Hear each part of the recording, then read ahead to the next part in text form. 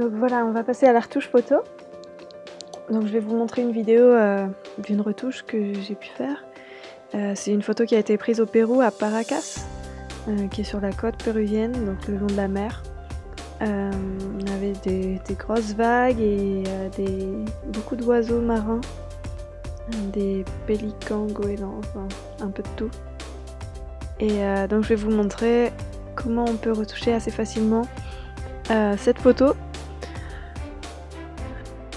Sachant que, vu qu'elle a été prise en RAW, on a une liberté de mouvement qui est assez élevée, comparé à si on l'avait retouché en JPEG, et qu'il y a plusieurs manières de le retoucher, qu'il n'y a pas seulement une seule manière de retoucher cette photo, mais qu'on peut avoir plusieurs résultats différents en fonction de ce qu'on veut montrer, quelles émotions on veut faire ressentir à la personne qui va voir la photo.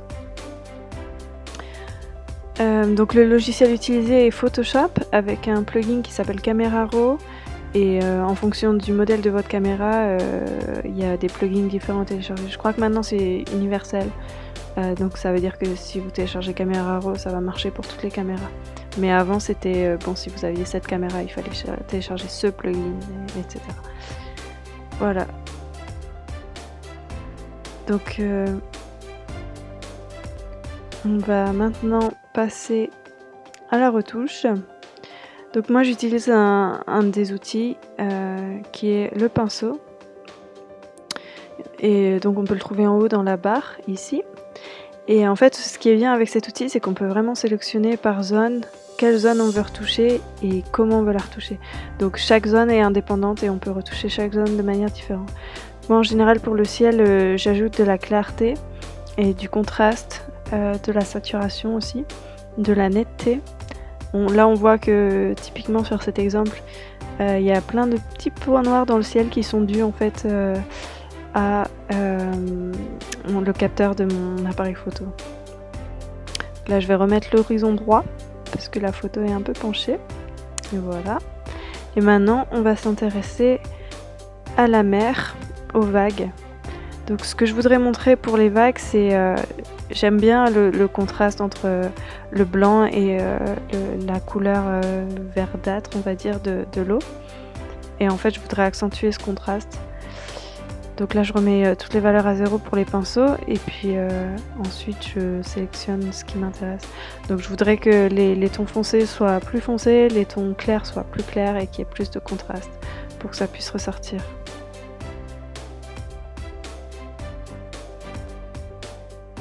Ensuite, l'autre chose que je vais faire aussi, c'est ajouter de la saturation.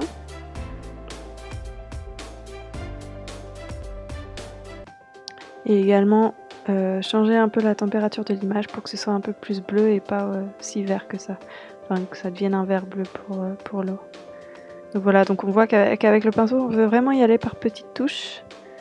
Et on n'est pas obligé de faire toute une zone, ça peut vraiment être des touches. Voilà, donc maintenant je vais m'intéresser à l'arrière de l'image. Donc ce qui est bien aussi avec le pinceau, c'est qu'on peut revenir en arrière, on peut effacer. On peut effacer des zones et on peut venir retravailler dessus avec plusieurs pinceaux, plusieurs réglages différents. Donc c'est vraiment très très flexible. Et on peut aussi expérimenter, rajouter des petites touches un peu plus jaunes. Là on voit que le nuage est vraiment... Du coup on va diminuer un peu la saturation pour avoir quelque chose de plus naturel. Donc ce qu'il faut savoir, c'est que grâce au RAW, on a vraiment l'image qui a toutes les données du site, de ce qui s'est passé. Donc on peut vraiment changer en étant proche de la réalité. Donc là je m'intéresse aux rochers. Les rochers, j'aime bien qu'ils soient bien nets et donner un peu de clarté aussi pour donner plus de profondeur à l'image.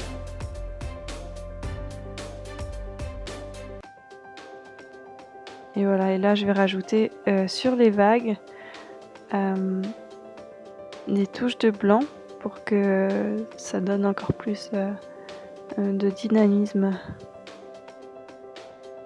Voilà, donc je commence par mettre l'exposition plus forte.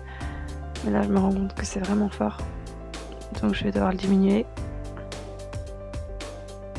Et aussi, on voit que ça rajoute du jaune. En fait, c'est parce que ce réglage n'était pas changé depuis le dernier réglage. Ça prend en compte vos derniers paramètres. Voilà, donc on peut vraiment y aller par petites touches et pas par grosses touches. Et ensuite, ce qu'on voit aussi, c'est que donc le ciel, comme je vous ai dit, il a plein de petites taches.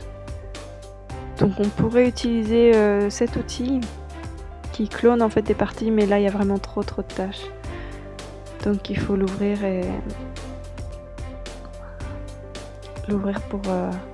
pour supprimer les tâches une à une. Bon, je vais vous passer Voilà, quand vous ouvrez une image, il vaut mieux préférer le profil avec Photoshop, parce qu'en fait, donc avec Camera Raw, on a certains paramètres, mais ensuite, si on veut aller plus loin dans le traitement de la photo, donc là, par exemple, pour les petits points, je sais que pour moi, ça va être beaucoup plus facile de le faire avec l'outil pansement. L'outil pansement, et je vais pouvoir aller cliquer sur les tâches directement. Donc avec l'option cocher qui est contenu prise en compte en haut, la taille qui est la meilleure taille pour moi. Et donc dès que je clique dessus, le logiciel prend automatiquement le contenu pris en compte et enlève les tâches en fait. Très intelligent, c'est une option qu'il n'y avait pas sur les anciens logiciels et maintenant il y a cette option là. Donc c'est vraiment très pratique et très rapide aussi. On va un peu accélérer parce que je voudrais pas vous montrer toutes les tâches, c'est un peu travail fastidieux et long.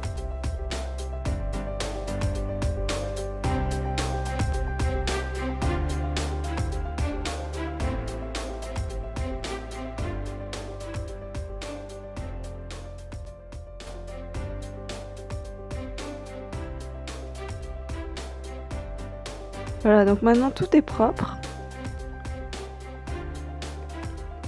On voit qu'il n'y a plus aucun point dans le ciel. Et voilà, je suis assez satisfaite de l'image. Donc on va la garder telle qu'elle en JPEG avec la meilleure qualité possible.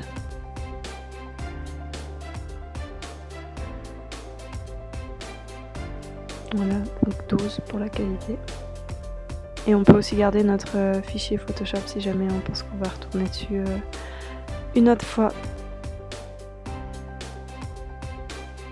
Voilà, ensuite je voulais juste vous dire que donc cette photo je l'ai retouchée cette fois-ci de cette manière-là, mais je l'avais retouchée déjà avant sans filmer la retouche d'une autre manière. Et donc je voudrais mettre les deux manières, comme ça vous pourrez voir vraiment la différence de ce qu'on peut faire avec une même photo de base, les différences de tonalité. Bon, après c'est une question de goût personnel. On sait que quand on prend la photo est toujours plus fade que la réalité. Donc ce qui est bien, c'est de peut-être se rappeler de quelle couleur il y avait, comment on voyait, si on se souvient. Enfin, c'est bien de retoucher ces photos peu de temps après avoir fait le voyage, comme ça on peut se rappeler des tonalités ou peut-être les noter. Après, si on fait pas ça, bon, c'est comme de l'art, hein, comme de la peinture. Le photographe n'est pas juste une personne qui capture la réalité, mais c'est aussi subjectif. Donc on est libre d'orienter notre photo en fonction de nos envies, nos désirs du moment, et la faire plus bleutée, plus jaune, plus changer la température, le retoucher, pas la retoucher. Il y a beaucoup de photographes qui se vantent de pas retoucher leurs photos, il y en a d'autres qui retouchent absolument toutes leurs photos. Il y a vraiment les deux écoles, et ça c'est une question d'éthique personnelle et de volonté personnelle.